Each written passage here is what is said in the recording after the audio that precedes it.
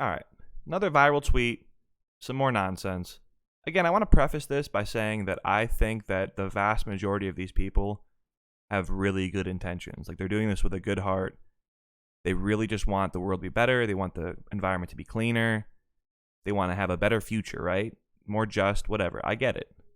That's admirable.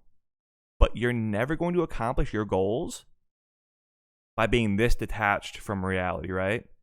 So this guy Mac is an anti-capitalist. It takes a half a second on his Twitter feed to see that, right?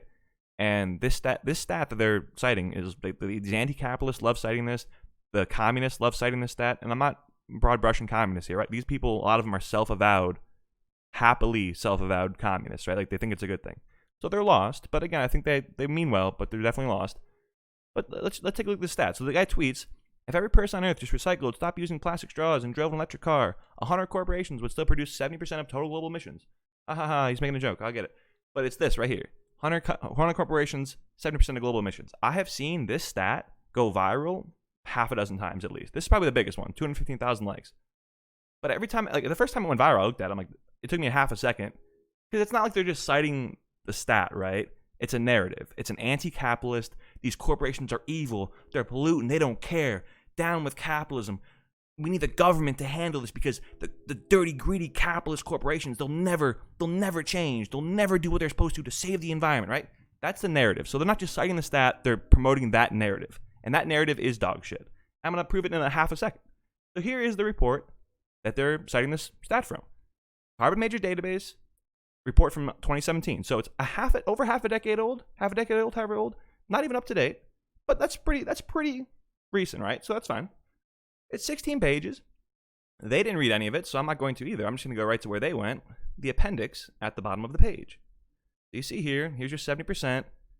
This is 50 corporations, actually, because they didn't list the bottom 50%, or the bottom 50 corporations, which made up 7%, right? So let's say there's 60-something percent of global emissions with these 50 companies, right? It's like, oh my God, dirty capitalism. But then you look at it. Well, 8 of the top 10 polluters are state-owned companies. China Coal, Saudi Arabia. First of all, China Coal, 14% of global emissions. Okay? And that's not even the only coal production that they do. I think they're like something like almost 40% of fossil fuels are used in China. Don't worry. Beside the point, right? Communism's great. Saudi Arabia, Gazprom is Russia, National Iranian, Exxon is obviously United States, Coal India, Pemex is the state-owned company in Mexico, Russian coal, state-owned. This is Shell, obviously not state-owned. And then this is number 11, but this is another Chinese company, okay? State-owned. And then BP, obviously. But I'm looking at the top 10 because out of those top 10, right, that are the biggest polluters, they account for almost 35% of global emissions. The other 92 companies on this list are the biggest polluters, right? The other 92% are the other half. So it's the 8 biggest state-owned companies in the world are producing 35% of these emissions. So that can give you that stat, right? Because they always want to talk about, oh, it's the dirty capitalists that are doing it. Well, what's actually happening is, if you look at the 6 largest capitalistic companies, I'm talking about your BPs, I'm talking about your Exxons, your Chevrons, they're all pumping billions of dollars into clean, renewable projects because they know that that's the future. They have to get off fossil fuels, and they have a capitalistic incentive to make sure their company survives. And public opinion has swayed them. That's what happens in capitalist societies. Public opinion has swayed them. Therefore, the government has acted to subsidize them even to go green, right? That's what you do. You incentivize companies in a capitalist society to make changes that will be better, but they can still have a bottom line, right? They can still make profit on this. Whereas if you look at these state-owned companies, they're trash. They're run like shit. They're inefficient. They produce so much more emissions for the yield that they give, right? Because there's no innovation there. There's no standards there. There's no public opinion there. You don't get to go to China and be like, you know what? I'm a Chinese citizen, and I'm not liking all this dirty air. You know what? You guys should produce. No, you're in jail, right? Like, there's no public opinion in these places. So now they're gonna talk about, oh, this capitalism's terrible. This capitalism's terrible. Like, come on, man. I mean, the narrative is trash.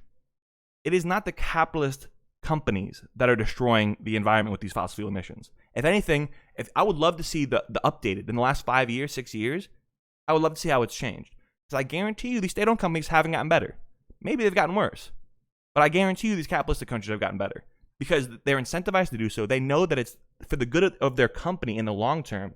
They have to go green, right? They have to go clean at least, right? Get off fossil fuels, go to natural gas maybe. They know that their longevity depends on it, right? So this whole argument like, oh, capitalism's trash. No. Capitalism's actually doing way better in regards to pollution and fossil fuels than these communists, than these socialists, than these state-owned companies in these, authoritarian countries. So, again, narrative destroyed in a half a second. It's ridiculous.